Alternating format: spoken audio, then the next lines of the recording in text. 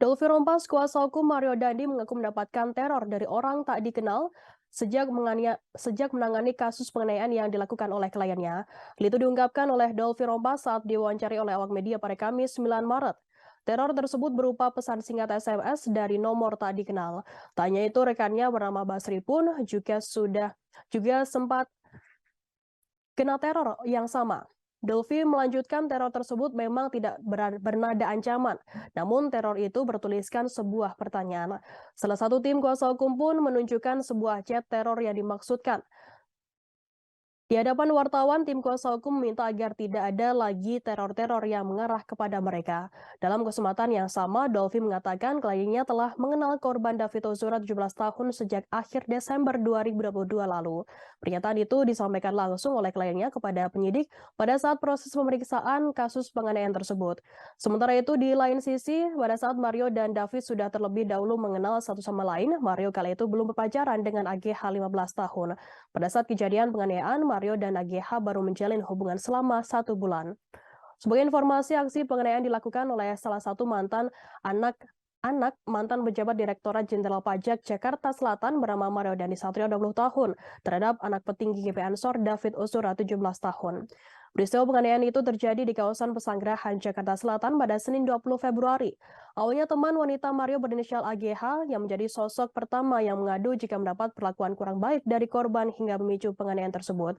Namun belakangan diketahui orang yang pertama memberikan informasi jika orang yang pertama kali mengenai kabar temannya itu yang diperlakukan tidak baik yakni berinisial APA.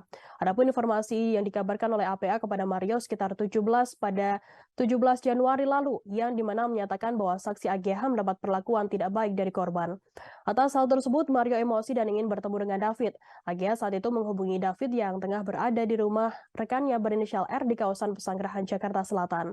Setelah bertemu, David diminta untuk melakukan push up sebanyak 50 kali, namun ia hanya sanggup 20 kali. Selanjutnya, David diminta untuk mengambil sikap tobat dan terjadi penganiayaan. Mario langsung ditangkap oleh pihak security kompleks dan diserahkan ke polisi pada saat itu. Atas perbuatannya, Mario awalnya ditetapkan sebagai tersangka dengan dijerat pasal 76C junto pasal 80 Undang-Undang Nomor 35 Tahun 2014 tentang perlindungan anak dengan ancaman pidana maksimal 5 tahun, subsidi dari pasal 351 ayat 2 tentang penganiayaan berat dengan ancaman pidana maksimal 5 tahun.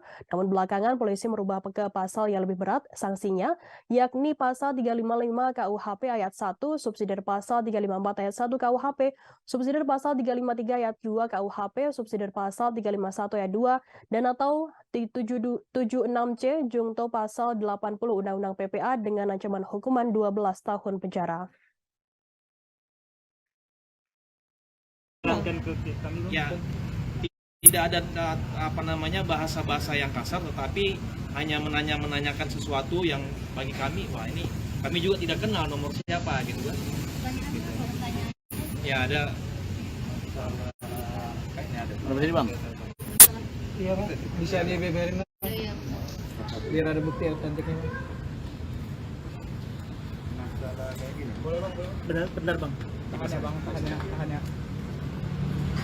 Saya belum Lu mundur gitu bang. Muka lu semua nih soalnya. Bentar bang. Lu tahanin. sabar dulu. Bentar bang. Coba bang kesini bang. Bang.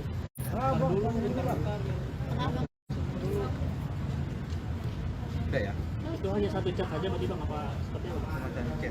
Ini ya ada satu chat, tapi ada juga sebelumnya semalam itu kebetulan ada juga kebetulan masuk ke nomor saya dan nomor beliau bersamaan. Dan kita tidak kenal nomor tersebut.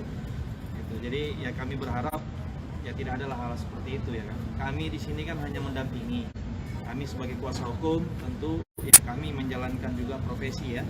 Dan kita juga menjalankan perintah undang-undang. Ya itu.